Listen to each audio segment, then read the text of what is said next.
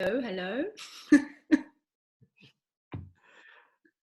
1, 2, right, here we go. Conversations from lockdown. And this is episode, I lose track, 27. Don't forget about our competitions. We've got the Kent Frankton Skipping Challenge. I need votes, please, people. I'm being beaten by a guy in a pink wig. I can't believe it. Vote for me. It's YouTube votes that count only. Don't like on Facebook. Well, I mean, do, but that counts for nothing. You've got to go to the YouTube link underneath the video. You'll see a little thumbs up button like this. Press that thumbs up button. That constitutes a like. It's YouTube likes that count, not Facebook likes. So please go onto the Kyalami Park YouTube page. And of course, the other competition sponsored by Equipage is the Hobby Horse Derby competition. And once again, it's likes that count on YouTube only, not Facebook. So now that we cleared that up, a lot of people are voting on Facebook. They count for nothing. So go onto YouTube and vote there, please. And the voting ends Sunday evening, this coming Sunday. Winners will be announced Monday. And of course, 5,000 Rand up for grabs for the Hobby Horse Derby competition, the winner there. And please give me the 2,000 Rand so I can donate it to Highveld Horse Care Unit for the skipping challenge. Right, our guest this evening is not a local lass. She was a local lass, but she has subsequently moved on. She comes to us from Germany, and it's all about dressage this evening. Greta Ferreira, how are you? I'm very good. How are you guys doing? I'm very good. And joining us in the conversation for her technical expertise is local top dressage rider, Elena Jankovic. Elena, are you there? Yes, I am. Hello, Aidan. Hello, Greta. Hi. Oh, you're outside this evening. Are you not cold? No, not yet. This is my office. Well, what happens? What happens when the sun goes down? We won't be able to see you. This is going to be a lengthy chat. Oh, shit. Oh, gosh. And then I'll move. I'll just walk with my phone. It's just I have one child of 3 years old and 14 dogs to try and keep quiet during these things. So it's a challenge, Aidan. Okay. Well, it's funny you say that, Elena, because I don't have kids yet, but Patrick and my dog is outside because she always barks when there's someone at the door. So I said, no, better they stay outside now. Right, Greta, let's get into it. Tell us about yourself, because you are now based in Germany, but originally from South Africa. Where about? What parts? If I'm going to go completely back into detail, Aidan, so I was born in Pretoria, and but then I grew up in Johannesburg and pretty much lived the most of my life in Johannesburg. Went to school, went to an Afrikaans primary school because I am actually Afrikaans, and then went to English high school, and then after high school I went to Tikkies, to University of Pretoria, finished my degree there. And then decided to go and brave the big world of riding overseas after that, here in Europe. I actually, initially we went over to Denmark to look for a horse to bring back to South Africa. And yeah, at the end of the whole thing, it just ended up of me traveling back and forth. And then the final move was in 2016, I got my first, it's called an Aufenthaltstitel in Germany, which then allowed me to then live here. And yeah, and that's how it all started. Well, let's go right back, because we've jumped all the way forward to Germany. But where did you do your formal training on dressage? Was it always dressage? Who did you ride with in the beginning? Were you a successful trial and junior riding? Yeah, we can. Okay, let's start. So I actually started riding when I was 3.5. Okay, how much riding does one do at 3.5? But I think everyone understands what I'm trying to say. I went to a riding school, started at Shinta Park. Then for children's, I went to Claire Webb, and she was my children's coach.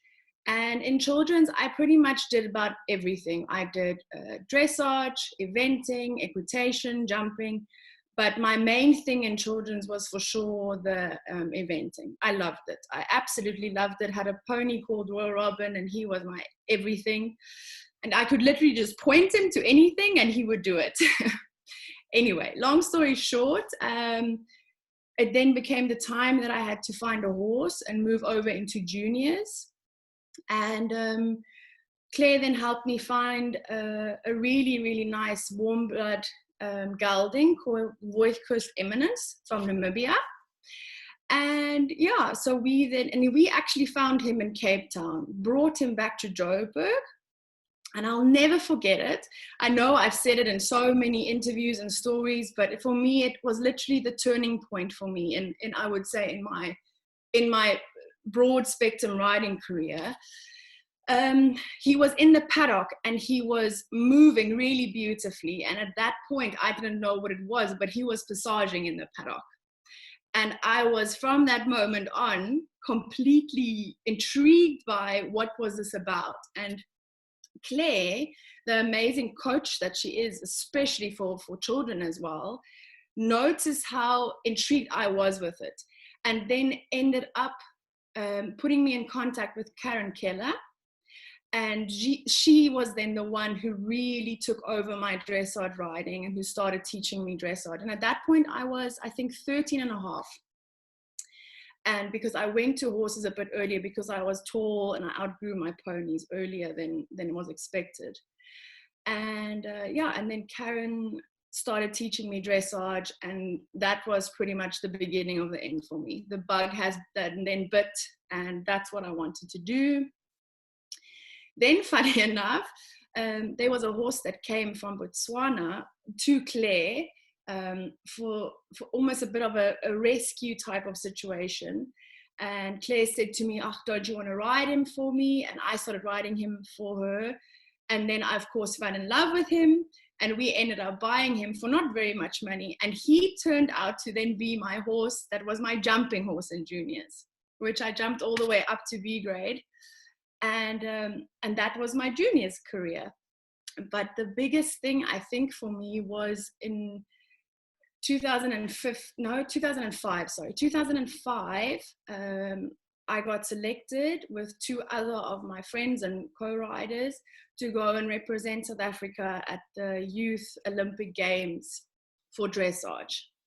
And I remember so clearly going there and being there in Sydney and saying to myself, one day I want to do this again, but with adults. And that was the thing. It was always my dream, always my passion. I knew from a very young age then that what I wanted to do was horses, specifically dressage, yes, for sure. That has always been, my passion. So did you hang up your boots so far as the show jumping and the eventing is concerned and just turn to dressage after that Youth Olympic Games?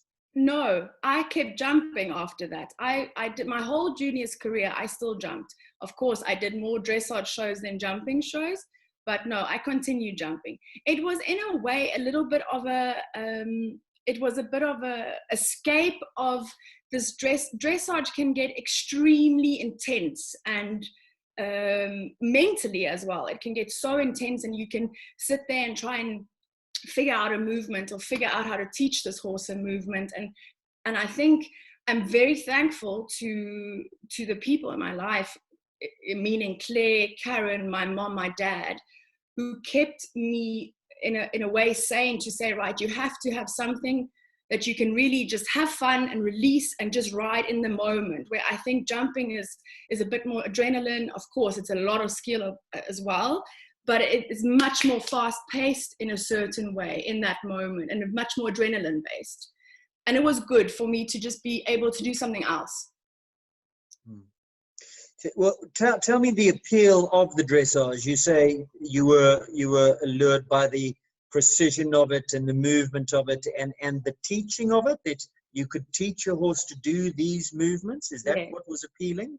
That for me, I think, is probably the most amazing thing about dressage, is how we have to communicate with these horses in very, very fine aids. And it's not like we can say, all right, horse, now you do this, or please do this. We have to, with our body, explain to them what exactly it is we want them to do with their body.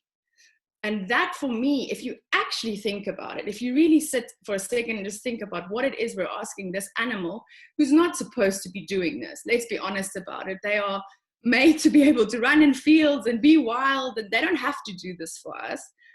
To then sit there and then offer something and say, okay, I'm not quite understanding what you want, but I'll try. And then at one day they click, and then it all falls into place like little building blocks. It's the most rewarding, most amazing feeling. I cannot explain it to anyone, but I think everyone who rides to a certain degree must understand this feeling that I'm talking about.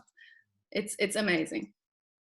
So you finish your junior career, you finish matric, you decide that you want to ride, you go and that the plan is to import a horse. You said to Holland to import a horse. How did you end up? No, sorry, Aiden. So I have to actually stop you there. So after matric, the last 2 years of my juniors, I used to play netball as well at school, like quite competitively for the A team and everything. And in the last 2 years of school, grade 9, grade 11 and grade 12, the 1 year I broke the one ankle in netball, and the next year I broke the next one. And they say that horse riding is a dangerous sport. How about netball? Exactly the point. And I've had many falls in my life, and I've had many bad falls. And yes, of course, there were injuries, but it was really actually so ironic that netball was the sport that put me out.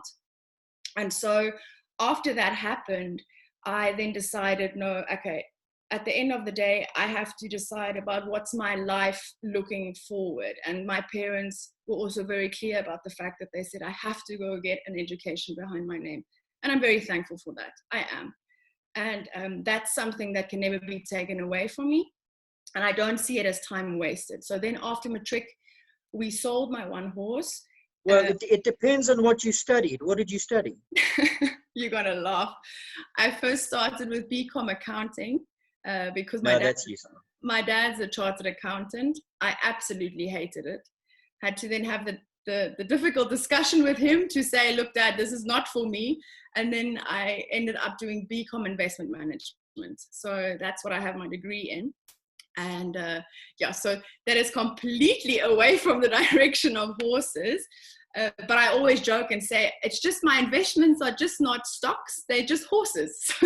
Yes, and you have to budget for shows, and if you can afford the horse food this month, yes. And if you can afford to go to that show and have a look at the spreadsheet, no, it's worthwhile. Yeah, so I studied film, so, talk about a useless degree. Yeah. So then what happened was I finished the degree, and I spoke to my parents again, and they said, okay, at that stage, I didn't really have a horse that was rideable, because we bought a horse in my second year of university that was imported to South Africa, but during the import, and I think probably what happened, which I now realize, having much more knowledge than I have now, is the climate is so much more dry in South Africa that horses that grow up here in Europe or that are so used to soft ground, when it comes to South Africa, her one hoof shrunk. So she was not very, very sound. So it ended up that I didn't have any horse to ride. And then the plan was, my dad and mom said, okay, this is what you clearly want to do. So then let's go and see if we can find you a horse. And then we flew to Denmark. And we started looking at horses, and then we actually, funny enough, Lavinia, my mare, was the first horse that I ever tried in Denmark. First horse ever tried in Europe. And I'll never forget it. She drove up the driveway, because we were at it was like a riding school, and the owner, or the woman who was riding her at that point, brought her. And I saw her face and her eye through the little window of the trailer. And I was like, oh, that horse has caught me already. I just saw her eye. And that was it. And I was completely smitten with her. But she was only the first horse that I was tried. So of course we continued and looked at many other horses. And eventually we got to Halstrand Dressage, which was Andreas Halstrand's yard in Denmark. And that's where I saw Zidane, my stallion. And we then ended up deciding to choose him. And that's how the whole thing actually started. But he was such a talented horse. He was only 4.5 at that stage. He was scrawny and not very, he was beautiful, but not how he is now.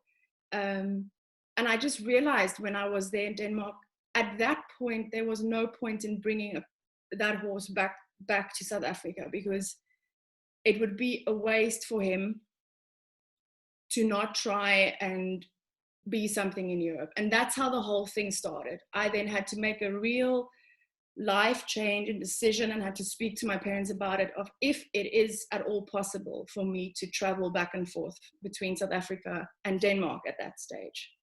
And that was in 2013. And how old were you at that time? I was 23, 24, yeah. Okay. And I've got to ask, why the decision to go shopping in Denmark? As jumpers, we would go Germany, Holland, Belgium. That's where the real core of sport horse breeding is. Was there connection in Denmark? Yes, Or? no, yes, there was. So Britt Matchett, she's Danish, and the mare that I bought that was imported was Danish, and she imported her. And that is where my love for Danish horses started. Through this mare, her name was Lisette. And she was a Danish mare. Well, she's still alive. She's a Danish mare that was imported to South Africa. And then I said to Britt, yeah, because Britt's Danish, and the last thing I wanted was to go overseas and do it through a company that thought, okay, here's another person who doesn't know anything. Let's take them for a ride. Because unfortunately, Aiden, that happens a lot. It really happens a lot, you know, that people really get pulled over the table and just, they think they can sell whatever, or they think, okay, this South African doesn't have knowledge, or whatever for that case. And so... did Britt go with you, or yes, did she just put you? Yeah, no, so Britt went with me, because her parents also still live in Denmark. So it was a really intimate search for horses, and it was a really special experience in my life. And I'm very thankful for Britt, you know, for going with me and taking me there. And of course, she could speak Danish, so she spoke to all the people who had horses to offer. And yeah, so that's how the whole thing happened in Denmark. So the decision was made to keep the horse where? In Denmark, and then commute back and forward, or did you move it to Germany? No, it was then kept for the first year. It was at Hallstrand Dressage. And that's where I got to learn and train with Daniel Bachman Anderson. And that's how him and I got to know each other. And him and his wife, Tyrell Bachman, her and I get along very well. And I regard her as a very close friend and good friend. And we just got along so well. And that's where that whole relationship between me and him and her started. Because at that stage, he was still riding at Hallstrand.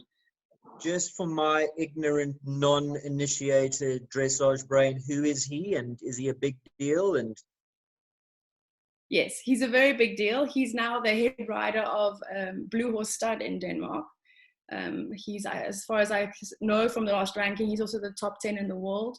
He's a really phenomenal rider, phenomenal guy, phenomenal father and husband, and I have a lot of respect for him. And yeah, it was I'm very thankful, of course, to him as well, because he really held my hand through the starting process of Zidane, because Zidane was the first stallion that I ever had. And it was a whole different level of horse and feeling under you, Aiden, when I went over there and started riding these extremely high quality horses. It can be scary. I'll be very honest. The first time I ever got on Zidane, and he trotted off, I was like, oh, okay. You had to really learn to breathe and go with this really big movement, because at that stage I had very nice horses and special horses, but none of them moved to that extent. So it was a whole different world that opened up for you, you know, when and for how long were you based there and then commuting back between South Africa before you took the decision that you needed to base there permanently?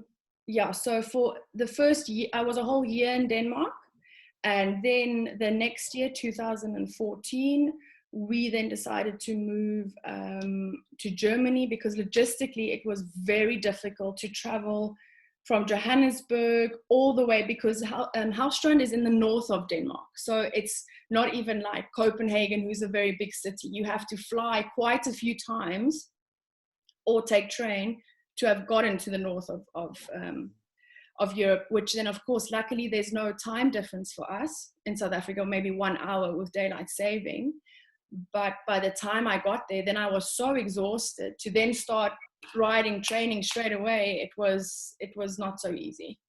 Mm-hmm. So that's when we decided, no, logistically, it's easier to then move somewhere in Germany, where it's a, let's say, 11, 12-hour flight, and then it's once and it's done. So I'm just trying to understand. There was a period in time where you were still living in South Africa and commuting to Denmark. The first 3 years. So no, the first year, I commuted from Denmark to South Africa. The second year, so 2014, I commuted from Germany and South Africa. Okay, so you were in Denmark for a year. Yeah. And how long were you based in Denmark before you came home? Was it a month, 2 months?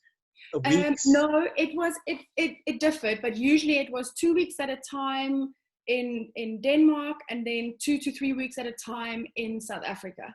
The problem at that point, Aidan, which was really difficult, was that there was no way to get a visa as a South African to stay there longer unless you were fully employed.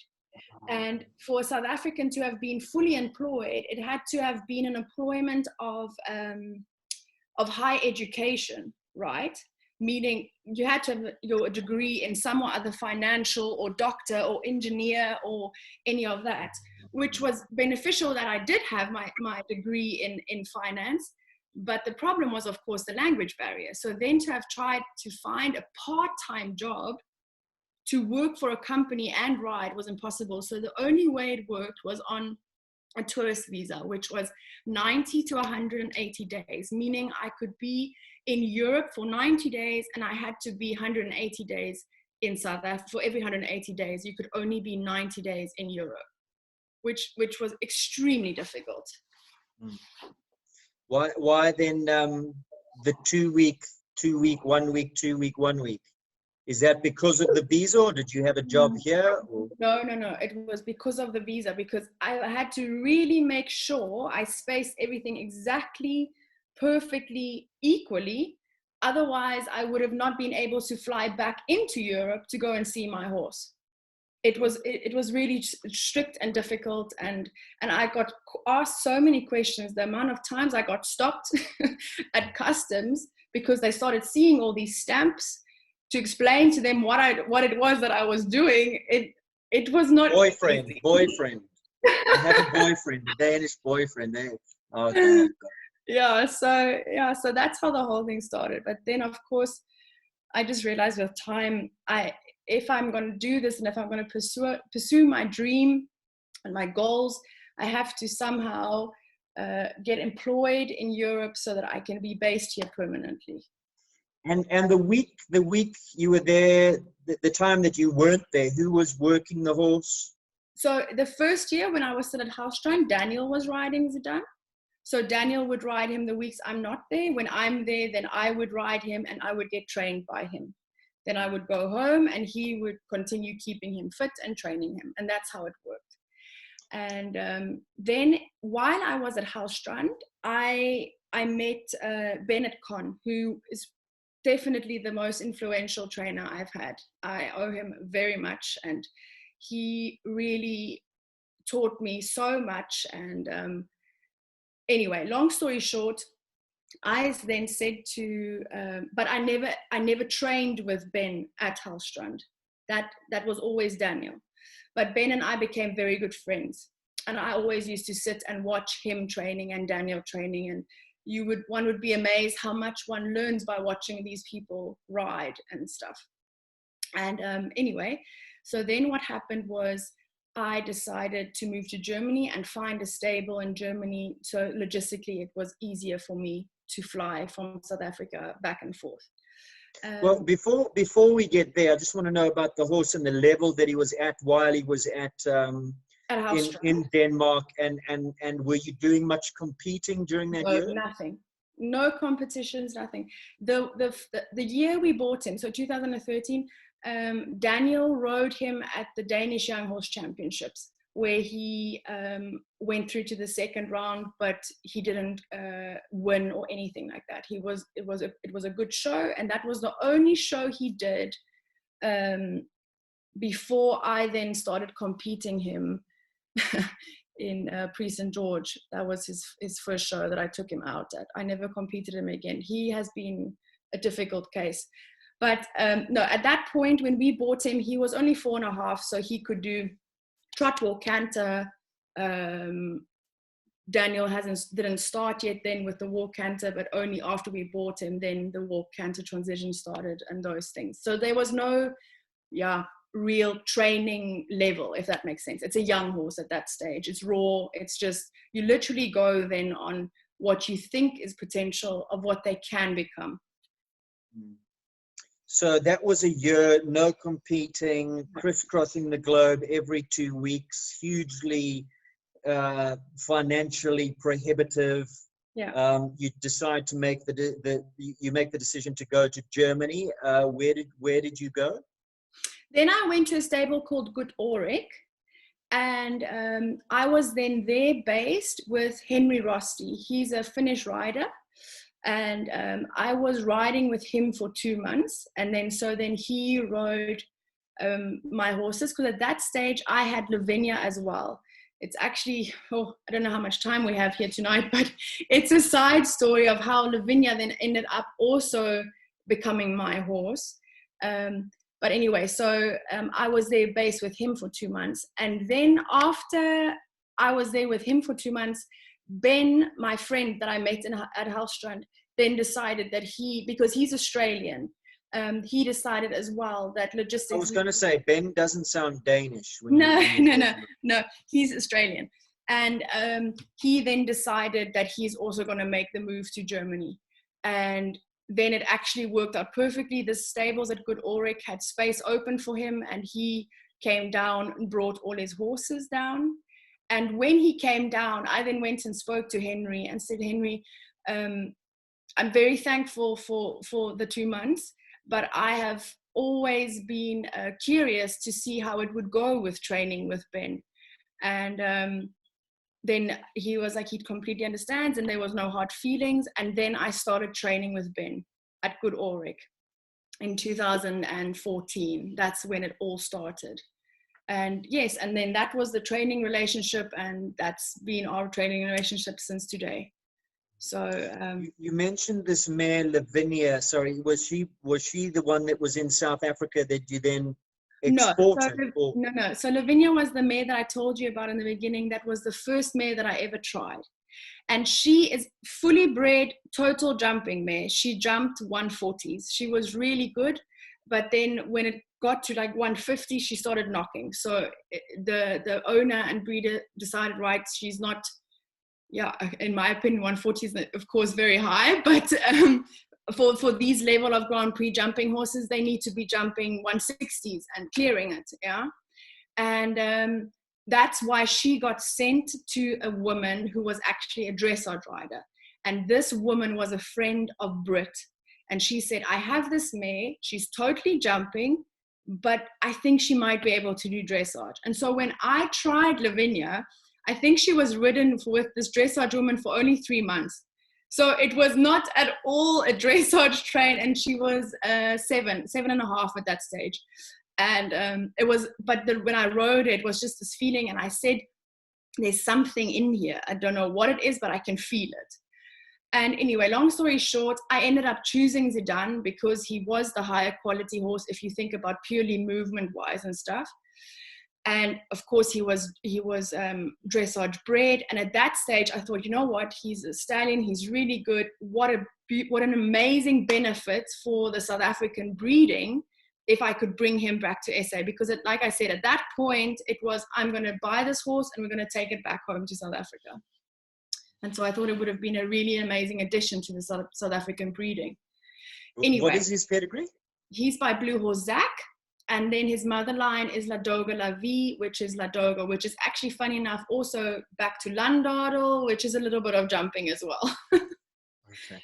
And So, Lavinia, how is she bred? she is by Celebration F. Damgaard, is the father. It's Danish jumping. And the mother line, I'm not sure now. I'm not so good with jumping lines. But anyway, yeah, where was I now? Now I completely lost track of what I was You're in going. Germany. Ben has moved his horses. You've teamed up and you're at the good something stage. So let me just quickly side note on how it happened with Lavinia. So in August 2013, my mom and I was there for training. My mom flew in to come and watch me train, and it was the European Championships in Denmark that year. And it was unbelievable. It was absolutely godsend. Faith stepped in, and Tyra, we walked straight into Tyra at the European Championships. And she was the woman who showed me Lavinia. And I said to her, Tyra, how is Lavinia doing? Did she find a new owner? Is she happy? And then she said, no, she didn't find a new owner. She's standing in a paddock somewhere in the north of Denmark. And you will not believe it, Aiden. It was in Aalborg, which is in the town of Halstrand Dressage. She was literally 15 minutes away from where I was. And my mom, of course, knew about this horse. And I said to her, Mom, you know, I have to just go show you. And she was like, yeah, of course, let's go look at her. So we got there, looked at this mare. She was like, in Afrikaans, man zegt trommeldik. She was really fat. She looked like a pregnant mare standing in the paddock. And my mom, and my mom said, are you okay? What on earth did you smoke? Because this is, what are you seeing in this horse? And I said to her, Mom, you just have to trust me. There is something about this horse. Because at that stage, then she got taken away from this woman and she just got put on the paddock. For what reason, I still to this day not quite know. I think there was a financial problem or something with the breeder. Anyway, long story short, I then rode her again that day, unfit anyways. And my mom said, do you still feel the same thing? And I said, Mom, I still feel the same thing. And she said, okay, well, then we have to make a plan. And that's how the whole thing happened. And it was unbelievable. And then Lavinia came to me. And you got her at a bargain, I heard, seeing as though she was standing in the field. And then I had ended up having 2 horses in Europe, and then my mom and dad and I were, oh gosh, what's happening? What are we doing? We were supposed to bring 1 horse back home to South Africa, and Aiden, to be honest with you, without my parents, none of this would be possible. It is the truth of it. This is very expensive, the sport, and to make it at all, you need support, whether it is a sponsor or whether it is your parents standing in as your sponsors. It is the truth of it, you know. Every single one of these riders over here, doesn't matter what discipline, have got sponsors behind them. Sometimes it hurts how expensive everything is. It physically hurts one. So yes. So pick up the story from Germany. You took her back to Germany, and at what level? She hadn't been trained at all. No, you nothing. had this 4-year-old who was probably now a 5-year-old who had some training but no competition. No. So you really are starting from the bottom of the pile, building a string, building a name, getting going. Tough times. Yeah, it wasn't easy. Of course, you also you walk into these amazing facilities and amazing riders, and you mustn't misunderstand me. It's never like I thought, okay, I'm an amazing rider. I was always very clear about everyone has to work really, to be quite blunt, their butts off if you want to be good. But you get into the situation and there's just one after the better rider, and you just feel so useless. You really feel like, oh goodness, am I really doing this? Anyway, and so I just have to correct you. So Lavinia went, at that stage, it was the same year that we bought Zidane. So she then ended up also going to Halstrand. She wasn't bought at Halstrand, but she was then stabled at Halstrand. So I had Lavinia and I had Zidane, and Daniel rode both of them when I was not there. And when I was there, I rode them with Daniel, and that's how the whole thing happened. And then I moved both horses down to Germany when I was with Henry for 2 months. And then Ben came, and then I started my training like with Ben in that year, later that year when he also came to Germany. And yeah. These stables that you were at, you were renting stables. Yes. What does that come with? You just pay for, you get the stables, but it doesn't give you the feed, the keep, the groom. Do you have a groom? Were you mucking out? You were doing all that yourself? Grooms, no, it's a luxury that I can honestly say I'm lucky to have now, and I've had 2 previous grooms as well. But when it comes to the stabling, you pay the stabling. It all depends on every yard. Some yards you have to muck out yourself. Some yards have got guys who then does the mucking out in the mornings, and then you have to do the feeding and all of that, which helps so much. If you have a yard, where the mucking out is done and you don't have to muck out, groom, tack up, and ride, because physically on your body it gets really exhausting. It gets really exhausting. What was the situation there? You were doing everything yourself? No, luckily not. I had at every single stable that I was at, okay, there were days where the guys have free, then we have to muck out. But you cannot even complain about that, because 1 or 2 days in a week is nothing, compared to having to do that every day. But no, I was in a lucky situation where I had most of the days they mucked out, then we would have to do hay feeding or muesli feeding, and then groom and ride. And so that was really... And so that first year in Germany, what did you manage to accomplish, given that you were still in that situation where you were commuting back between South Africa and Germany every couple of weeks? To be honest, Aidan, nothing. I didn't accomplish anything. If you're going to talk about competitions and shows, nothing. In the sense of training and learning and finding my way, finding my skill, that for sure, yes. And I think that differs a bit from dressage and jumping. I think jumping, I don't know, maybe you can correct me if I'm wrong, but I think in dressage, it is a little bit of a longer process to train the horse all the way to Grand Prix. If we're lucky and nothing goes wrong, if they're at Grand Prix at 10, then everything went great. But as we all know with horses, there's always these ups and downs happening. So from the point where we start riding this horse all the way to the point of where they train to Grand Prix, it's a long process. It's a very long process. So take us through some of your accomplishments, the yards that you subsequently moved to, how you've managed to get a foothold in Germany, the fact that you decided to move there on a permanent basis. How did you sort out your visas? We want to know the whole story. Okay, so this 2000 and I just have to get my dates right. 2014, when I was still at Henry's place. Then, of course, Ben came there. Henry's now wife, she was then his girlfriend. They built a new stable in Unna, also in Germany. It's close to the biggest town. It's called Dortmund. And they then decided, right, they have space. So for us, meaning they said to Ben and I, right, at that point, I had my 2 horses and Ben had about plus minus 16 horses, where that was horses in training, horses of clients, sales horses, all of that. And so we all moved to this new facility in Unna.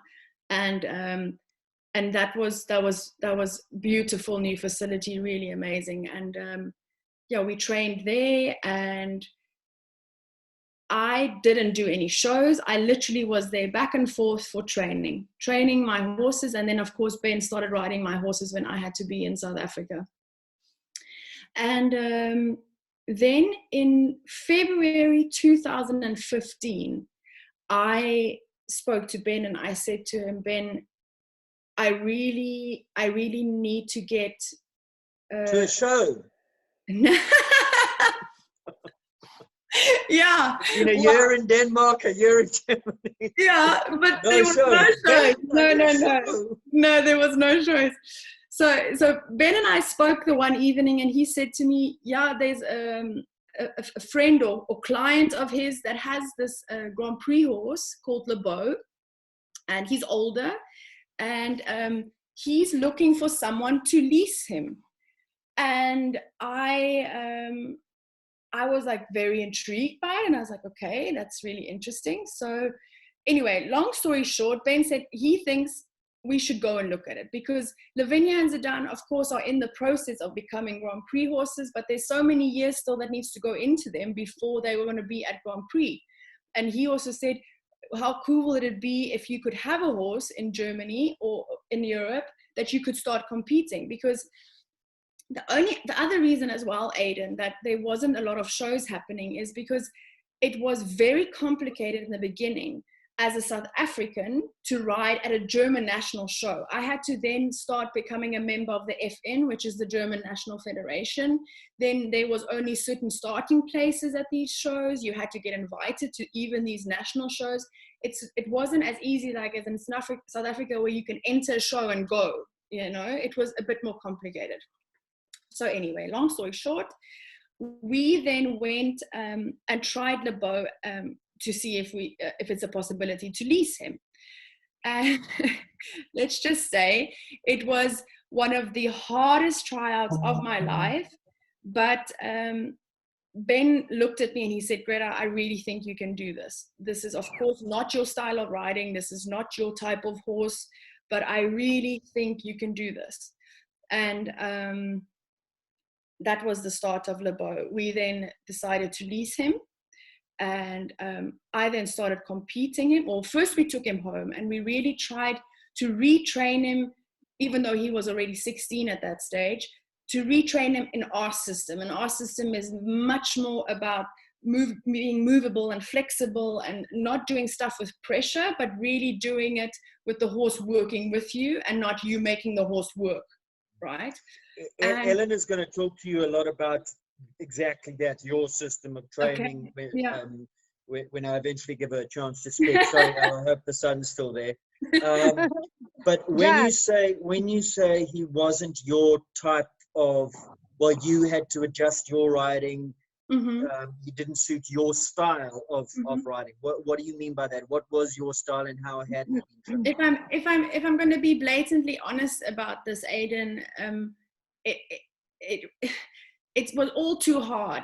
Everything was really hard, and he was strong in the hand, and really, it was tough. Pick and pull. Yes, exactly, and it's never been the way that I ride horses, want to ride horses, want to train horses. It isn't. But I can say one thing today. Ben and I trying to retrain Lo into making him more elastic and more movable, more flexible, simply more fluent in a way, you know, has been probably he has taught me so much, that horse, because he is to this day 100% still the most difficult horse that I've ever ridden. And of course, he was 16 when you got him, so you know he was set in his ways, and also getting to a stage where that body is not as elastic and fluid as he was 5 years before that. Yeah, and so then the funny story happens. In May 2015, I went out and did my first Grand Prix on Le Beau. And I didn't say anything to anyone about it, because that was the first time I ever rode a Grand Prix. And I will never forget it. I was in the warm-up arena. It was at a show in France called Compiègne. And Ben was like, why are you so calm? And I was like, yeah, because this is how I am. And then I said, he's like, does it feel nice to be in your tails again? And I said, no, this is the first time that I'm in tails. And he was like, what? I said, yeah, this is my first time in tails. And he's like, so you've never ridden Grand Prix? I was like, no, Ben, this is my first time riding a Grand Prix at an international competition. So that was, It was a funny and very, very memorable experience. Did you have to go out of Germany to compete? You say that was in France. Why not just find something local in Germany, or were there still complications? No, it's complicated because also with all FEI shows, you have to have an invite. So you have to receive an invite to be able to compete at a show. And so at that point, you requested for an invite. And then they say to you, the organizers of the show, of the FEI show, that was a CDI 3-star, then say, yes, we have a space for you to start, or we don't. And at that point, of course, I'm an absolute nobody. So to find an entry space at a German show where there's all the big German names, it's just not possible. Complicated, eh? Yeah, very. Sure. So now, give me the timeline exactly. You arrived from the time that you arrived in Denmark to your first Grand Prix. This whole overseas campaign.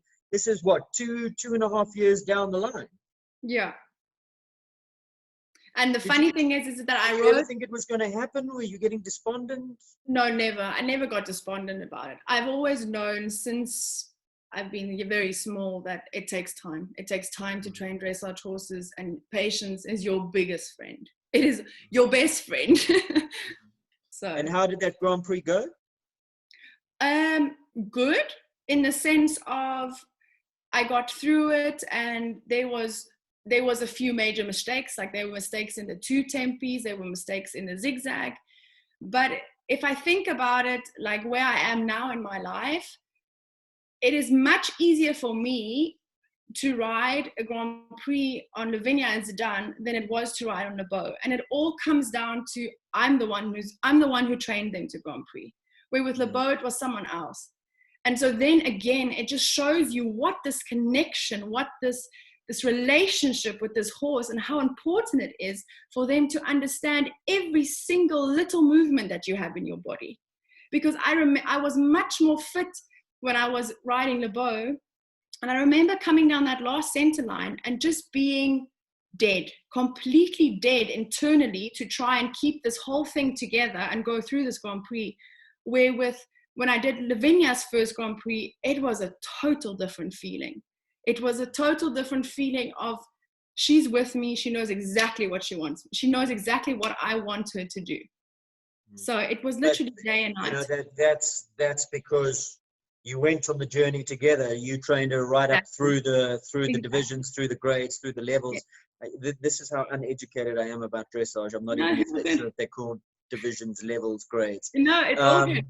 But I'm loving it. I'm getting into it. So it's safe to say that even though you had to retrain Le Beau, he was what we would refer to as your schoolmaster. For sure. Yeah, definitely. Yeah.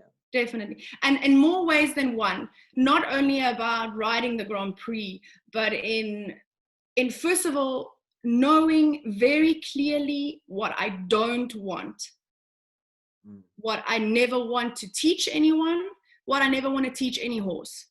And then from that point of how do you change a horse? How do you make a horse better? How do you make a horse softer? How do you get a horse that's this hot, this intense to calm down?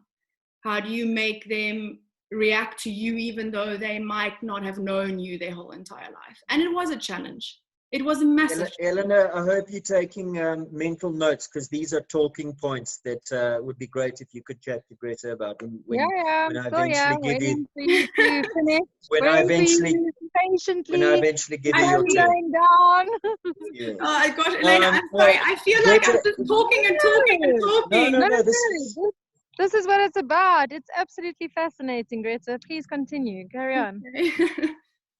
Yeah. So you so from that point on, then I would imagine gave you momentum. The other horses started going to shows. German Federation sorted you out. Yeah. Things became slightly easier.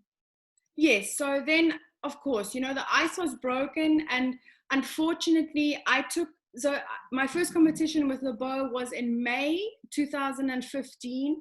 November 2015, I took him to a show, and the ground was too hard and he injured himself. And so then my whole Rio campaign, because I campaigned for the Rio Olympics, was then over. He did a tendon and it was unfortunately over.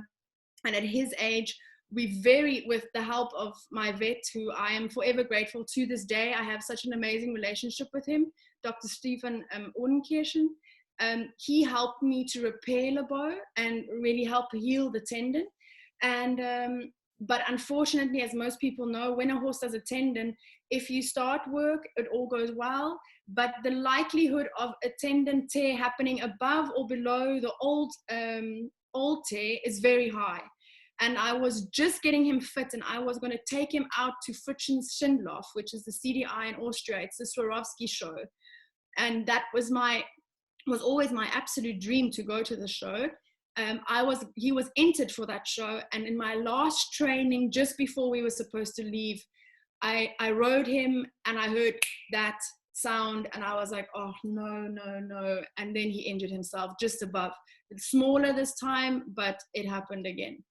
And so then I had to make the decision, what do I do? Because then, of course, with LeBeau starting, I trained, and Lavinia was then ready to go pre-St. George. And I entered her at that show as well. And I decided, you know what? It is what it is. I'm going to take Lavinia to Fritschen's. And that's when Lavinia did her first ever pre-St. George. That year in 2016, I think it was June of 2016, Lavinia did her first ever pre-St. George. How long did it take you to get her? That seems pretty quick. Yeah. She went through the level. Yeah, she, if you, let's say, I think it was normal. It was a normal level.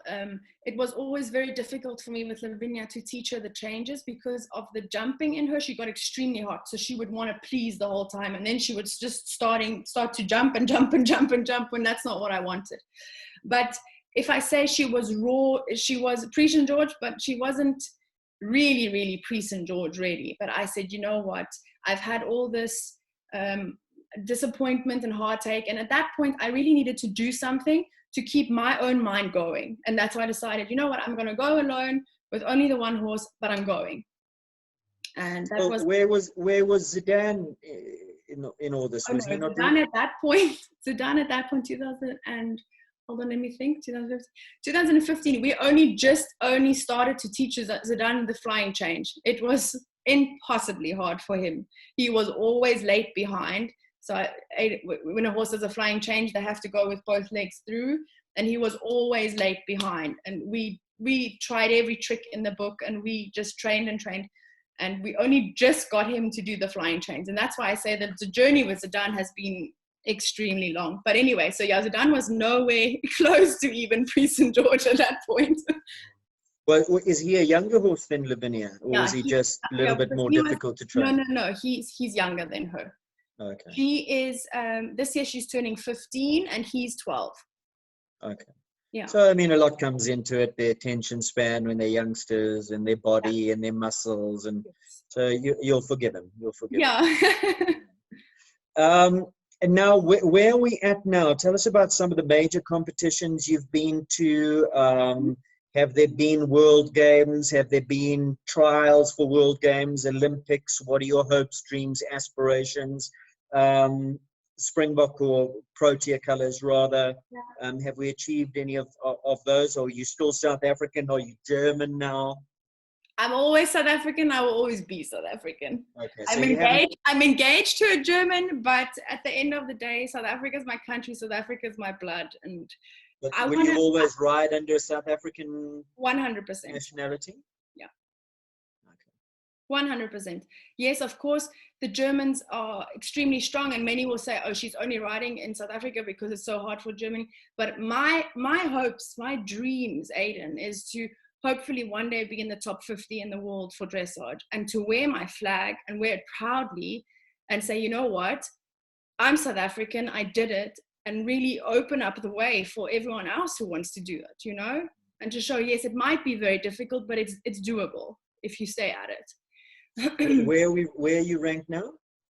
at the moment, I don't know what the last rankings were, but my highest ranking with Lavinia, I broke the 200 spot. So I was very happy about that. Yeah.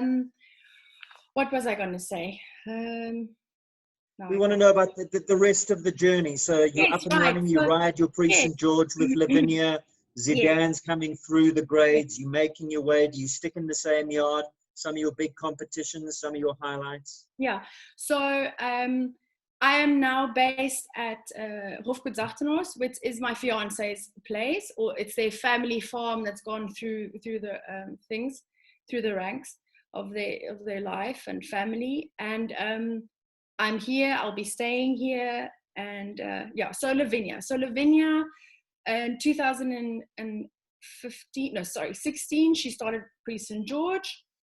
And then in from 2016 June to February 2017, I'm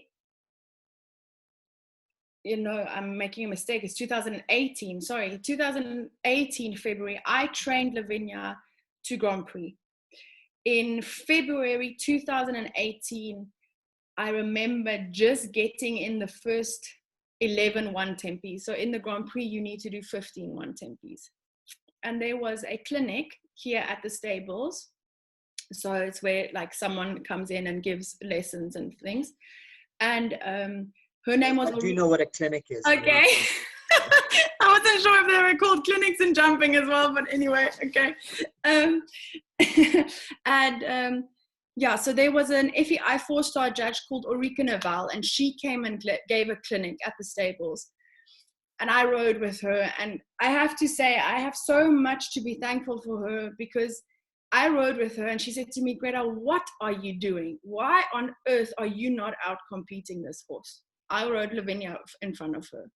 She said, you need to seriously ride like you're a German and you belong here. Because, Aidan, it's very intimidating to ride with all these riders who've been here forever. As a South African, you can very easily pull back and think, oh, am I good enough? Am I not? Is this going to happen? Is this not going to happen? And I have everything to owe to her, because she said to me, stop this and go out. Because she said to me, where have you competed? What have you done? And I said to her, no, I haven't competed. I only competed her in St. George, and then I didn't really take her out again. And then she said, no, this is enough now. I only met her that day. Why didn't you take her? Just because you were intimidated by the... I know what you're saying. German women are quite scary, but that couldn't have been the reason. Were there other reasons? The reason is I was a perfectionist. In my book, it wasn't good enough yet. It wasn't good enough yet to go out. And I've always been like that. I've always wanted to perfect it. And I've always been the one to give a horse time. If it's not working, I gave it time until it worked. And then in my mind, like, I showed her everything, and she asked me to show her this and show her this movement of the Grand Prix. And she said, it's all good enough. You need to go out and compete this horse. And so end of March. In Grand Prix, yes. And so in March 2018, I took Lavinia out and debuted her in Grand Prix and got a 64. And I was just completely ecstatic, not only because it was close to a 66 that I needed to qualify to be able to ride at the World Championships, the World Equestrian Games at WEG, but just because in this whole journey, I had so many other people say to me, Lavinia is not going to be a Grand Prix horse. Lavinia is not going to be a Grand Prix horse. She's not going to make it. She's not good enough. She's not good enough. And I always just went, okay. Who was saying that? Oh, lots of people. I don't want to call names of anything like this right now tonight, but people who just have a vision about a Grand Prix horse has to be a horse that has extremely massive movement, has to have a certain spark, has to have this, has to have that. And in my feeling, I had that feeling when I rode her. I felt that spark. I felt that fire. She might not have been the biggest mover, but I knew in my heart that she would get to Grand Prix. And so that day when I debuted her in Grand Prix, that was the biggest win for me, psychologically. It was such an important thing that happened. to know that, you know what, against all odds, against all people saying to me, she's not going to be a Grand Prix horse, she's a jumping bred horse, there's no way in hell you're going to get this done. To have done that was just, you can't put it in words how much that meant to me. And it's a nice feeling sticking it to the naysayers. Yeah, you know, putting it nicely. Of course, I didn't say anything, but it is a nice feeling to know that, you know what, your gut instinct was right. Your gut instinct and listening to your gut instinct was right. Because also, Aiden, being in Europe, you can very easily be bullied into this feeling of, you're from South Africa, you can't know so much, you know? So anyway, so from March to July, I think it was July, yes, July, that was the only few months that I had to get Lavinia to get her 266 and higher % scores to be able to qualify, to be able to ride at the World Equestrian Games in Tryon in 2018. And I'll never forget it. I was riding at Chio Aachen Day, so it's not Aachen, the actual Aachen show, it's a smaller Aachen show. And I got my first 66 there, and I walked out and I just started bawling because I like, how is this even possible? What just happened? And then the next show I went to, I got a 67, and that was my second score. And then it hit me that I qualified for Wake with Lavinia, this horse that no one said will get there. And I was like, what just happened? What just happened? And so, yeah, long story short, we flew to Tryon, and I competed Lavinia in the World Equestrian Games in 2018 for South Africa in Dressage. And so yeah, so to date, I would say that is definitely my biggest achievement. And of course, you got your Pro Tier colors. Was that the first time you were capped for your country? Yes, yeah. And of course, Lisa and Campbell were there, so there were lots of South Africans. Did you hook up with them? And yes, we all got to see each other. And okay, it was a bit difficult because the jumping was at different weeks, you know.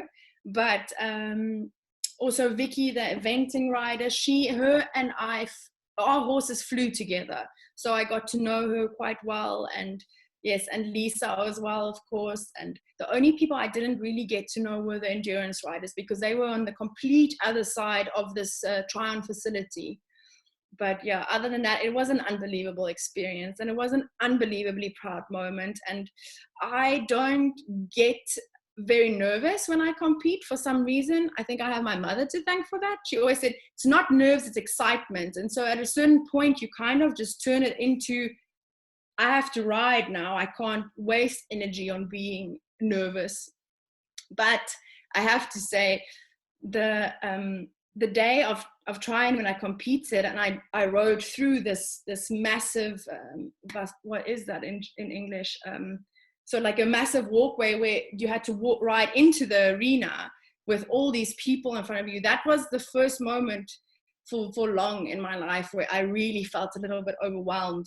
And I was like, holy shit, what is happening? And it was amazing, because at that moment I was like, okay, pull yourself together. And I could just feel how Lavinia was then suddenly with me. She was like, we got this, we're going to do this. And it was just amazing. It was amazing. And how did you go? How was the test? Very good. Unfortunately, I had a mistake in the 2 tempies, but I got a 64, or I can't remember what the comma was, but I was happy. It was, of course, hard, you know, because they went on world rankings to go earlier, because then they're not as lenient to give the marks. Unfortunately, with dressage, that is this way. When you compete, usually you start competing in reverse order of world rankings. And the lower you rank, the less, less likely the judges are to give you the higher marks. And also, if you come from a country that is not highly dressage prominent, or, you know, is not, let's say, one of the big ones like Germany or Holland or Belgium, for that, they always are a little bit reluctant to give you marks. And it is unfortunately what it is, but it takes time, and you just have to keep going at it, because as well, a lot of the judges, I think, feel that there's a lot of riders that come over here, buy a horse, ride Grand Prix, try and make it work, and then just leave again. And so they kind of put you in the same boat. They don't know the story of where it all started, how many years ago it already started, how long you've been training at this, how long you've been working at this. But this, as much as it sometimes makes me sad, it never discourages me. I'm very, very clear about what I want to achieve and what I want to achieve for South Africa. So. And now the financial side behind it, you mentioned sponsors earlier, but the whole journey to get there, do you have sponsors on board? Did you have financial assistance? Are you working? You're riding professionally to keep everything in play, to keep the engine running?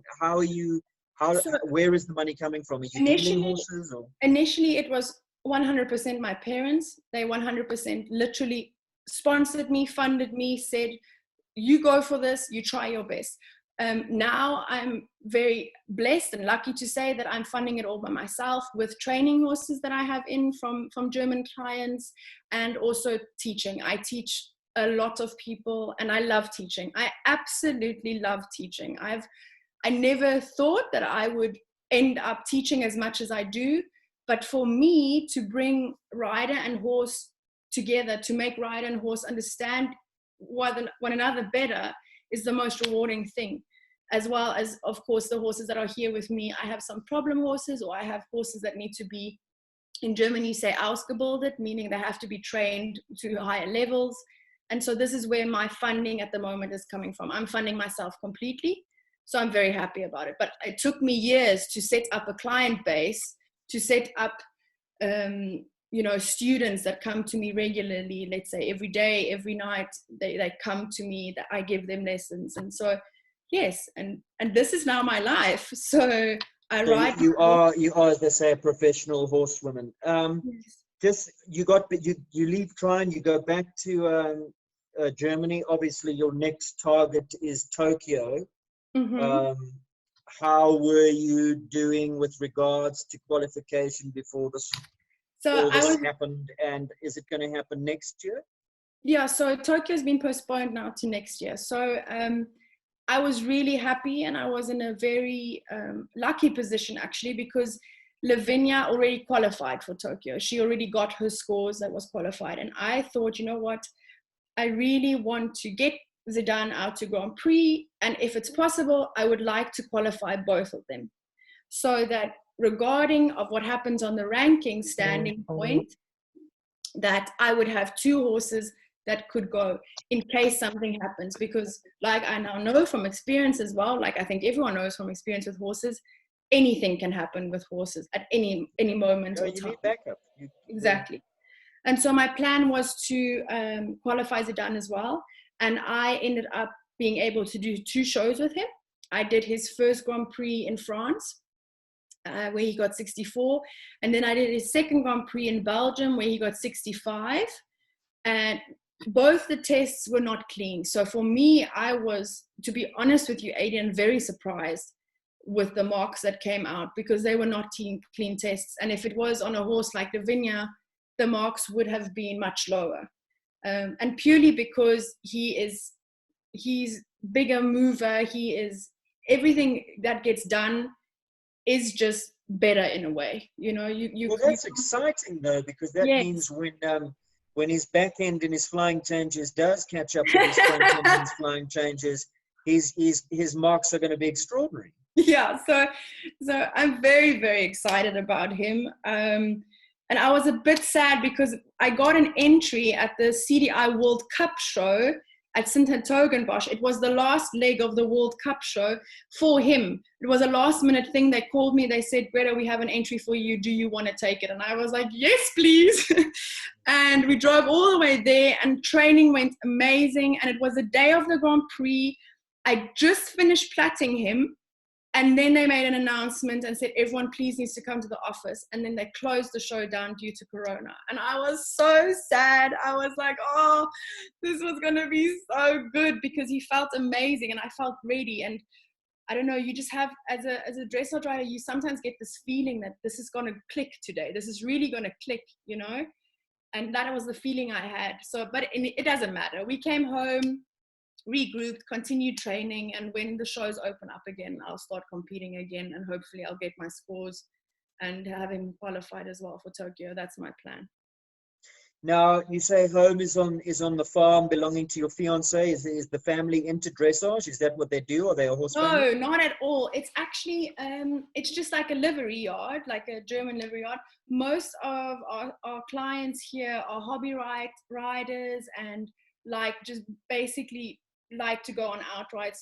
And then we have the other section of it who are mostly then here who train with me and who get dressage training. We have no jumpers at the yard. So that's the mix. We have a lovely group of people, and we're really lucky because as well, everyone understands the importance of what I do and the difficulty of what I do.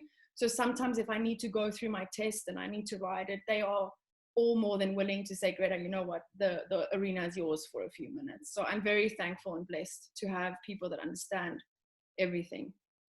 Yeah. Brilliant.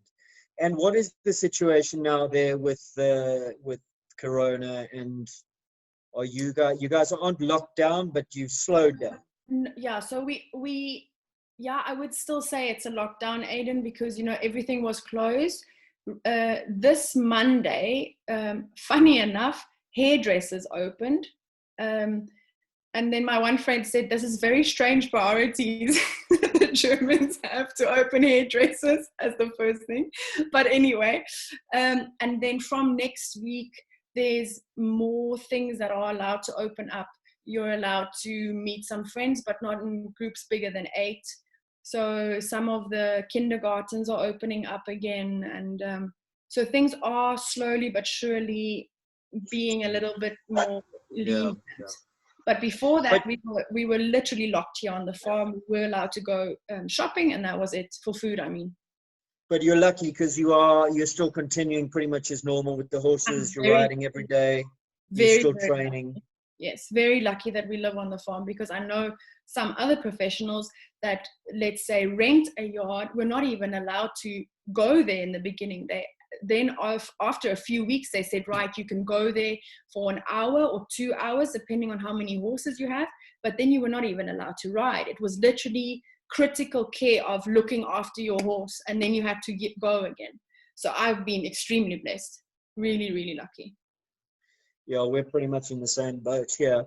Tell me, do you get back to South Africa much? Are you in touch with Karen or Claire? Do they keep tabs on what you're up to? Yeah, I think with Facebook is a wonderful thing, and without Facebook, we all would have not been so connected as we are.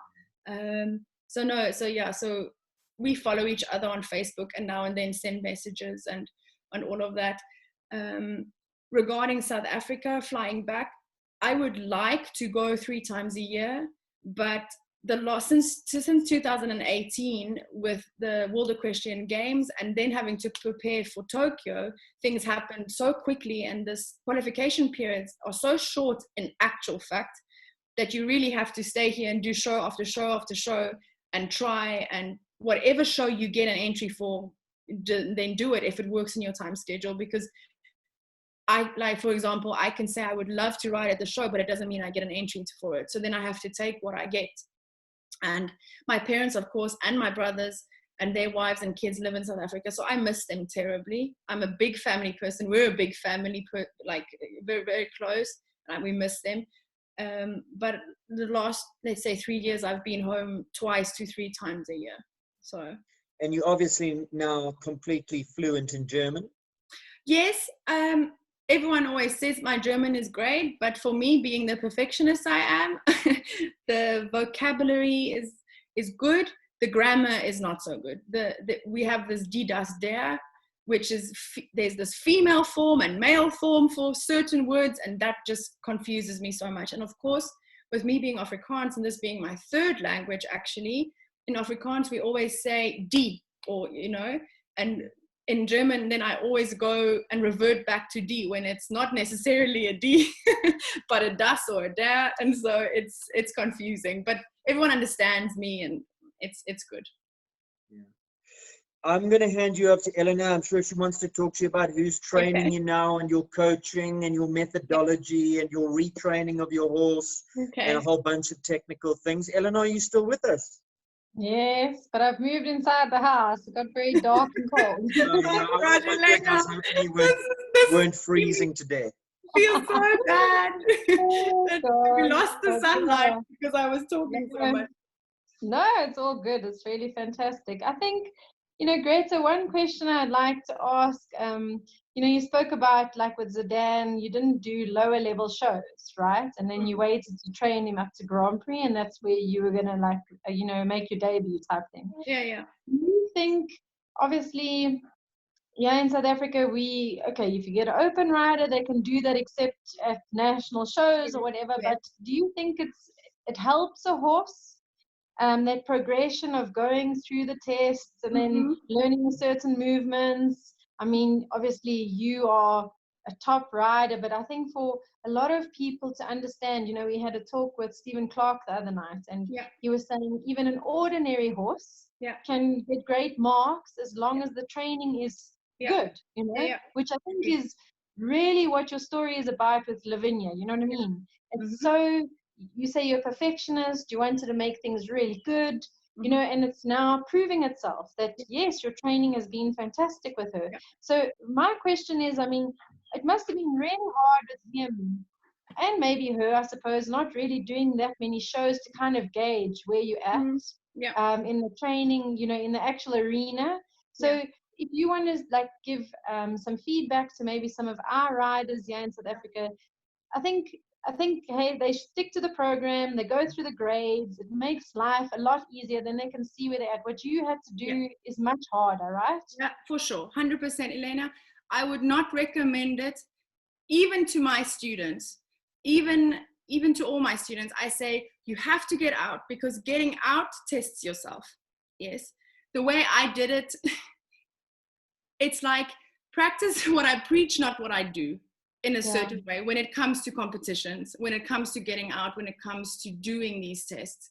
But then on a big but, I have to also say, there's no point in taking a horse out that is not ready, that is not trusting you, that is not responding to you, and then taking them out, because that is breaking the relationship and the trust with that horse more than it is building it. And that's the biggest reason why I didn't take out Zidane before. Because I only in the last, say, 2 years really started feeling like this horse is actually now trusting me. It took me very, very long to get through to him, to really get him to be on my side, to not let have his stallion knee, his testosterone kick in, and for him to be like, you know what, I'm the boss and I will do it my way, and I'm not going to listen to you. I don't really care about you. You're sitting on top of me, but this is irrelevant. And so if it's a horse like that, I will definitely not recommend taking it out. But if it is a horse in the sense of you guys are building, there's an uncertainty, but taking them out will not be detrimental, but could be a ground of building up together 100%. Like, for example, with Kali, my grey horse, I will start competing him nationally as well. Him and I are not at the level where Lavinia and Zidane are in trust-wise or relationship-wise or understanding each other. But I think for me and him, it will be good to start competing. And so literally for me, in a nutshell, going out, riding, going through the tests, the levels is very important. Very, very, very important. But if it's a horse that is extremely difficult, taking a horse out to a show and breaking the relationship, I don't think is a good idea. Yeah, no, it's really, that's really good to hear. I mean, it's so fundamental building that relationship. So I mean, I don't have a stallion, but I have a Johnson. It can be a May or a gelding. It doesn't matter. They can be difficult, whatever it is. Yeah. So yeah, it's also taken us a long time with my horse. And yeah, I think in the beginning it was potentially very dangerous, me taking him to those shows. And I literally, I crapped myself. So yeah, I think what you're saying, when that relationship, once it's established, it makes the job far easier. Hey? Yeah. So no, I really get that. That's really, really good. But I think, you've got a really fantastic story all the time. Wherever you moved, you've had quite a good support system with all your trainers, and you made friends. Yeah. And I think that's been super. I mean, I don't think everybody maybe has such a, if I can say, a nice story. Yours is really nice. You've made really good connections and friends. So it's a very happy, good feel story. Yeah, I think you were very fortunate in that way, to also 100%. have lovely people. Yeah, Yeah. But It I was think the training of the one horse Lebo, hey, is difficult when you have to untrain and retrain. Yeah. And then what was the difference? I mean, obviously you had to do a certain amount of that also to Lavinia because she was a show jumper before. But obviously much easier. Much easier, Elena. And also the biggest thing with Lavinia was that she was taught a flying change through a jumping perspective. Yeah. So for a lot of jumpers, I don't even think it doesn't really matter for them. Maybe I'm wrong, but I don't think it matters for them if the horse is laid behind or any of that, as long as it changes the lead and then fixes itself 2 or 3 strides later. Of course, for us, that's not good, right? And so for her, it was more about ignorance in a way. It was ignorance for Lavinia. So it was much easier for me to then put her into a dressage frame of mind, where with Lebo, where he was trained in dressage, and now you have to change the dressage training. It was much more difficult, much more. Okay. I just want to also ask a question that's been very interesting, listening to also all the show jumpers. They were first interviewed and that. And then you've also come from a bit of a jumping background and that. You've obviously been to a lot of the big shows. You've watched the top show jumpers there. How much flat work do you see them doing? That is totally dependent on the rider. I cannot say to you that I've ever seen a clear trend. It is completely dependent on who that rider is. Some of them do a hell of a lot of flat work. Some of them don't do any flat work. So yeah, it's completely. Okay. And then what is your take on like fitness of riders, off a horse? What exercise do you do other than your riding? Yeah, I think it's really important, Elena. I personally love Pilates. I think it really, for me, I've of course tried a lot of different things. I've tried strength training as well, and yes, it has its place. But for me, Pilates somehow is the closest thing for me that imitates the constant core stability that we have to have. That really makes you strong in the sense of core and endurance, these long periods of staying together, staying in control. I don't want to say tight because tight is not the right word, but it's such a fine line of being balanced and strong, but soft and moving, if that makes sense. Yeah. Sounds so contradictory, but no, like toned, so it's yes, not highly toned. Yeah, it's not using your muscles, but you have to keep yourself. Yes, yeah. It's really interesting. And then you've obviously got a really good mental strength. If you can handle going into those big arenas and not getting nervous, that is incredible. But have you had any help in terms of mental training, seeing a sports psychologist? No, I haven't.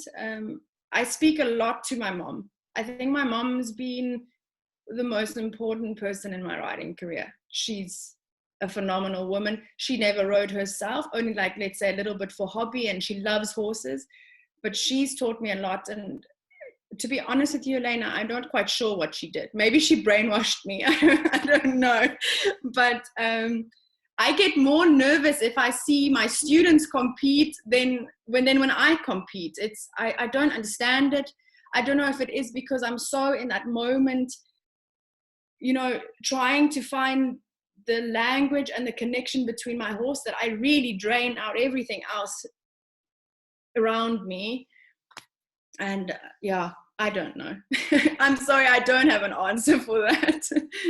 No, but it's super incredible because, a lot of athletes are going towards all of this, like mental training, having sports psychologists. We had the privilege of having Andy Thomas here who helped us as athletes and the riders. And then he was speaking about how the American teams and the English teams have all these people on standby, there's physios, the horse physios, and there you are all alone. you're doing it all yourself. So Yeah. that's absolutely amazing. Well Thank done. you. I have to say, the one thing I can say, I have very strictly to myself made a routine if I'm at a competition. So yes, I interact with friends, and I interact with the friends that I've made over the years, meaning as well my fellow competitors, even though they might be very big name riders, you know, it's very hard, of course, to not feel intimidated. But I always, before I get on, sit in my corner and breathe, and I'm in complete silence, and I close my eyes and I really mentally go through my test with my horse. And if I say go through my test with my horse, I'm thinking of every single aid that I'm giving for every single movement that I'm doing, so that when I'm in there, it is a habit that is happening, so that if something goes wrong, I can react quick enough. That's the one thing I can say. I really take those first, let's say 15 to 30 minutes before I start tacking up my horse, before I go, and really visualize everything, but in complete silence. I know some other people like doing it over music. I know that also works. But for me, I personally literally sit there with head canceling headphones on and just visualize it to myself with closed eyes. Yeah, so there's actually proven fact that if you visualize and you can actually almost imagine everything happening and feeling it almost, you know, as if it was occurring right then and there, Yeah. they say that your body doesn't actually know that it's not taking place. Your brain And the funny thing you say about that is that my mom is the one who started that with me at a very, very young age. And I will never forget it. She used to make me do it before I used to go over my eventing track, because she said, don't forget your track and think about all the jumps. Of course, some of the things were dangerous, even though it was not very big, but it was kids, you know. And I think a big thing, of course, Elena, especially because it started in such a young age as well, with her making me do it. Now that I am here today at 30 years old, if I think back about it, now I realize what it actually has done for my whole career, you know, of her doing it. And where at that point, I don't even think she knew what she was making me do, but it clearly helped. Sure. That's really good. Yeah. Yeah, I don't know. I'd like to have a lesson with you when you come out. I've also that would be great. I also have one that pays late behind, so I need an answer.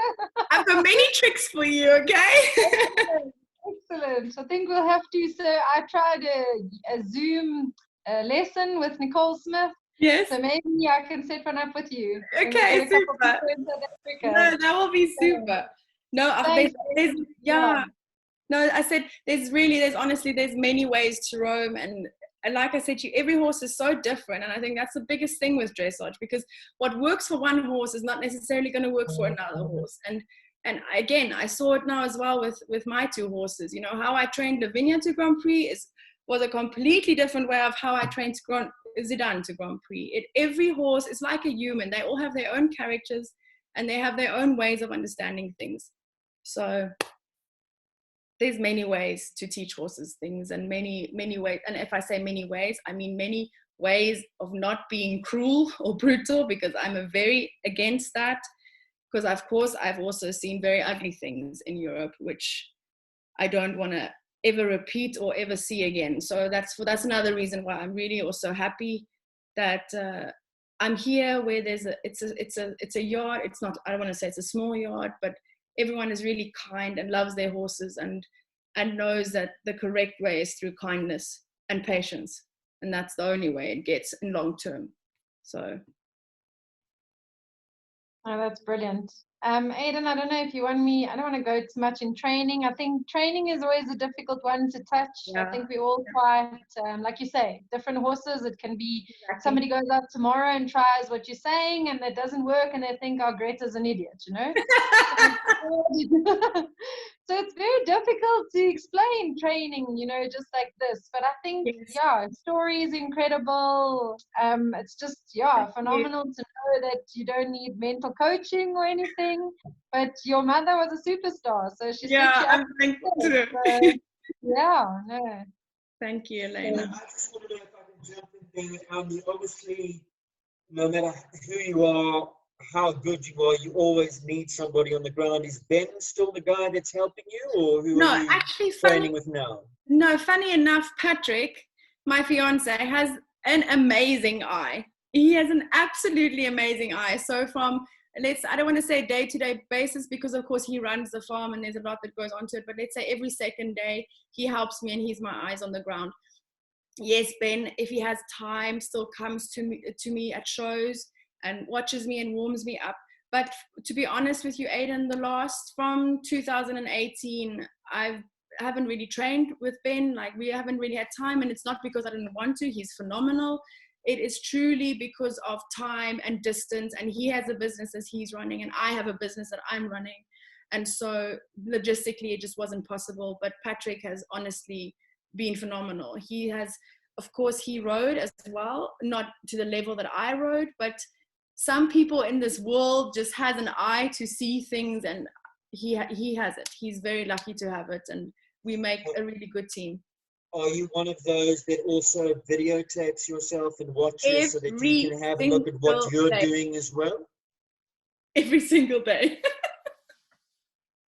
Every day you video every session and watch every single day. Senya, my groom, she works for me now, and she's as passionate about dressage as I am, and she sits there and she knows. Okay, in the beginning I said to her, Senya, I know you have to help me get the next horse ready and everything, but can you quickly video? So by the third day, she ended up just sitting there and anyway starting to video me. And so, yeah, I'm very thankful for her because she sits there and videos me every single day. And then, so I'm sure that's, you know, when people talk about self-coaching, that's a huge tool to have, because obviously when you're on the horse, you're feeling, you're not seeing, but sometimes you do need both. You need to see what you're doing as well. Yes, definitely. And with dressage as well, it is so important aesthetically how it looks to the judges. Sometimes it feels great, and then you think, that's what the judges are seeing, and they're not going to mark that the way that necessarily felt. So then you know, right, I need to go back to the drawing board. I need to keep that feeling, but increase the level of how the horse is expressing itself, so that the feeling that you're feeling is also coming across to the judge that way. So yes, it is a lot of self-teaching, a lot of self-coaching, a lot of analyzation all the time. Again, me being over-perfectionist, I'm very hard on myself, and sometimes it looks better than I thought it does. And so I also am very lucky to have Patrick and as well Senya to say, Greta, it was really good, you know, you don't have to be so hard on yourself. So Aiden, at the end of the day, it might be me and the horse, but this is such a team sport. It is such a team sport. There is so many players that are involved in this. It is a team sport. Very quickly before we say goodbye, take us through your average day. How many, as a professional horsewoman, how many are you riding a day? What time are you up? What time do you get started? What time are you finishing up? Because I know some yards in Europe, I mean, it's insane. You guys obviously all have indoors and lights. Mm-hmm. And I know some places that people ride up until 10, 11 o'clock at night. Yes, yeah. So usually my day starts around 7. Get up, go out, help Patrick with a few of the farm things like raking the arenas, making sure all the horses have the right feedings and hay and all of that, because of course we also are running a livery here, so we have to also make sure that everything is really in order. Then I start riding. I usually have, let's say, between 5 to 7 horses a day, depending on how many horses I have in training. And then I have a break for lunch, and then teaching start. And then I usually teach, in summer, I teach up to 8 o'clock at night. Sure, so it's a long day. And the training that you're doing on the horses every day, say it was a schooling day, mm-hmm. How many times a week is that? How long are you on each horse? And then do you change it up? Is it important in your mind to keep their minds fresh and changing up their routine, fitness and hacking? Yes, so I usually work on a 3-day 2 schedule, meaning I ride 3 days, then the horses have a break, and then I ride 2 days. So they get worked 5 days a week. really working. Of one of those days, I usually do pole work. And then they also have a day where I just walk them, or they go hacking, or they go lunging.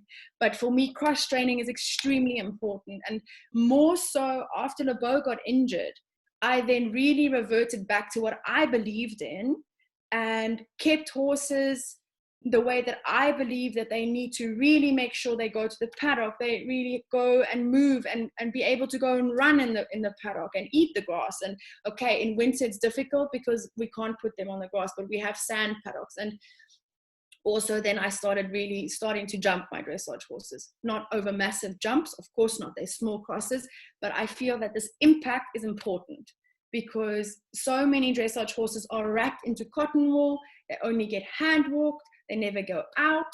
It's such a controlled thing that when you for one show go on a footing that's not exactly how it is at home, then injuries happen. And so it's conditioning. You've got to condition them. Exactly. All sorts. Yeah. And the pole work that you're doing, you're talking about trotting poles, canter poles, capillates to get their movement bigger, increase the size of the canter poles to try and grow the canter, all that sort of thing? Yeah. Exactly how you would pretty much do in jumping flat work over poles. It's the same concept. And then funny enough, Zidane could not jump. He could not jump. He would literally like fall over the poles.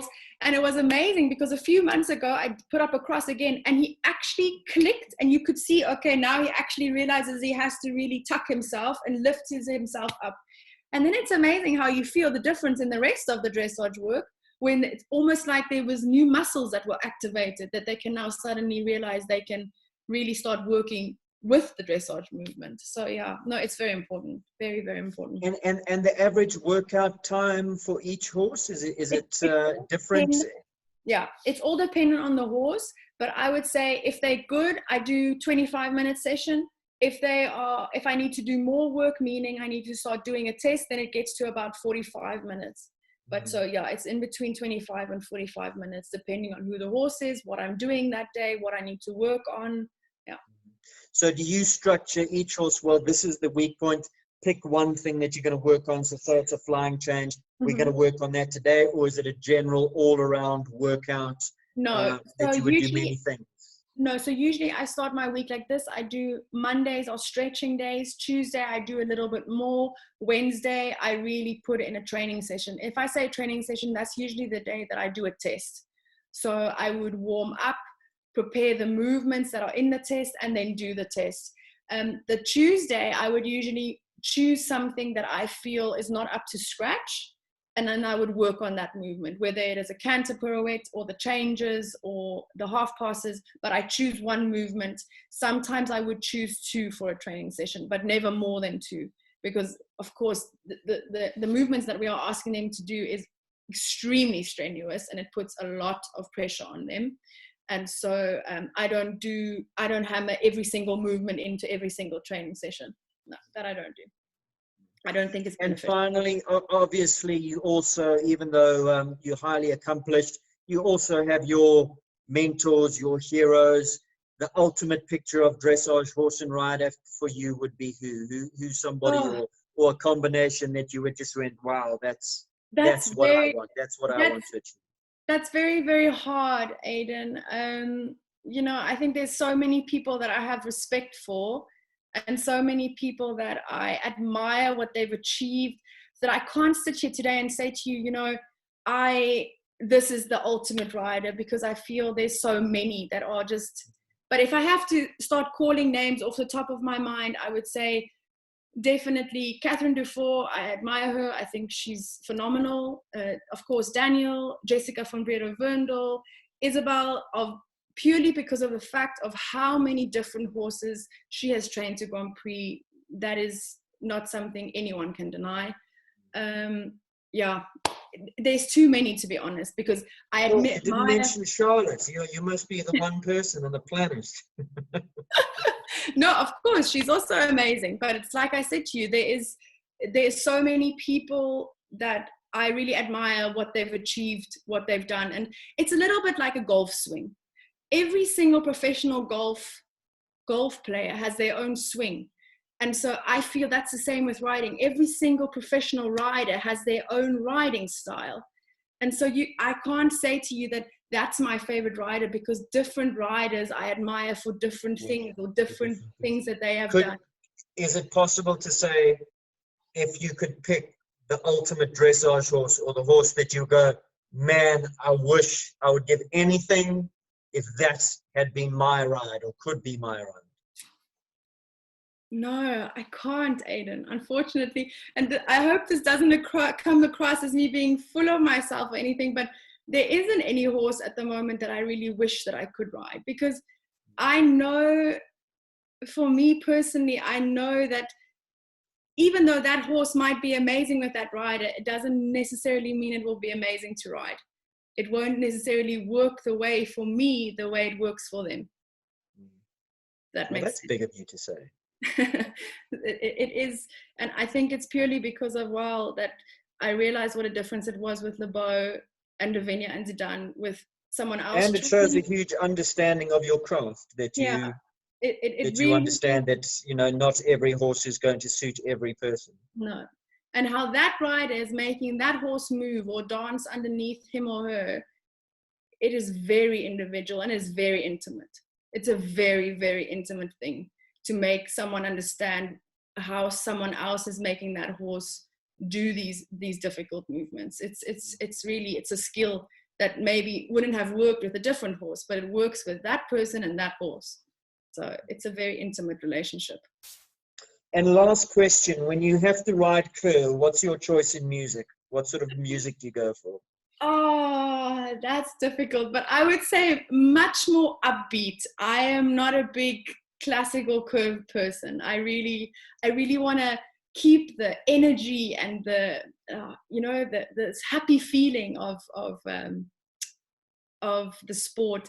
Yeah, of course, there is beautiful piano pieces that I love, but I would love, for example, like, you like something with a beat, something more contemporary. Yes, like my curve for Lavinia is done all with One Republic. I've had a Coldplay curve. So it's all these type of songs, that when I ride, I just feel like I have to smile and actually in my head sing along. That's the type of music that I love for curves. Does the music that you choose have some sort of relevance in your life, or you just have to like a song? No, it has relevance in the way that it makes me want to move, makes me want to dance. But other than that, no. It's been wonderful chatting. I've really, really enjoyed it. We wish you all the very, very best for your quest to Tokyo. Has that been a good thing or a bad thing for you, that it's given you the extra year? I think for Zidane, for the sake of Zidane and him maturing in the Grand Prix level, it's definitely been a benefit. Of course, we'll have to see what happens when I start competing. If he has now decided, no, it's not been a benefit, but I'm hoping that it has been a benefit for him to become more mature in the Grand Prix. Yeah. As I said, been absolutely wonderful chatting. We wish you all the very, very best, and keep us updated. We're going to be watching Facebook to see what you're up to, and all the very best for you in the future. Thank you very much, Aiden. Thank you, Elena. It's been lovely, guys. Thank you. Take care. Bye. Bye.